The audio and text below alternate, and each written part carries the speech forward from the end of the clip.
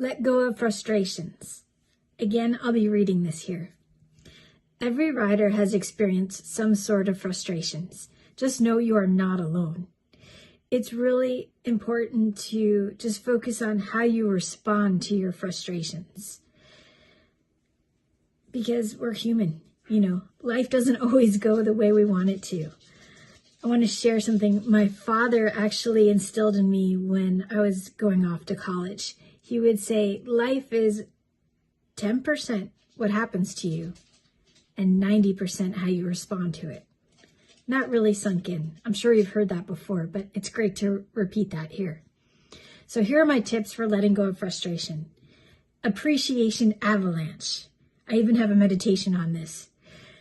Getting yourself to focus on what you are grateful for can truly help you shift out of a grumpy, frustrated mood. Remind yourself how blessed you are that you get to interact with horses. That's an enormous privilege to have. Then I want you to challenge yourself to go on an appreciation avalanche. Say out loud at least 20 things that you appreciate, or even write them down. Okay, you're going to do this now and just pause the video. Ready, set, pause. Okay, I hope you did that. So we're going to go on to the next one. I want you to think about honoring your horse. If you're frustrated, more than likely your horse is frustrated as well. So be sure to thank them for being in your life. Again, tapping into appreciation. And then see if you can choose to do something for them that they absolutely love.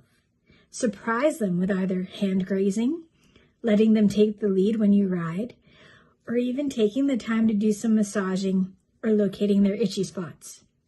When you shift your focus from being frustrated to, how can I make my horse happier right now? You will release most of your frustrations a lot faster. Okay, the next step is igniting your curiosity. Once you've shifted your focus to appreciation and doing what feels best for your horse, I now want you to take some time to ask yourself why you were frustrated in the first place. Could it be that you were trying to push too hard, too fast towards a goal? Are you being pressured by others or by your own drive to get things done a certain way at a certain time? Do your best to get curious about the real reason you're frustrated, and then seek out ways to help support yourself and your horse. Perhaps you need to explore a new way of being with your horse, or some different exercises that you haven't tried before. I want you to pretend you're Sherlock Holmes, put on your hat, and imagine your horse is Dr. Watson, and together you will get super curious about what helps you feel most harmonious rather than frustrated. Okay, and the last one is acceptance. As I mentioned at the beginning, we all get frustrated at times. Give yourself grace, and if all you do is hop off and thank your horse, that's okay. Be okay with pressing the reset button and trying again another time. Those old school ideas about letting your horse win is complete and utter nonsense.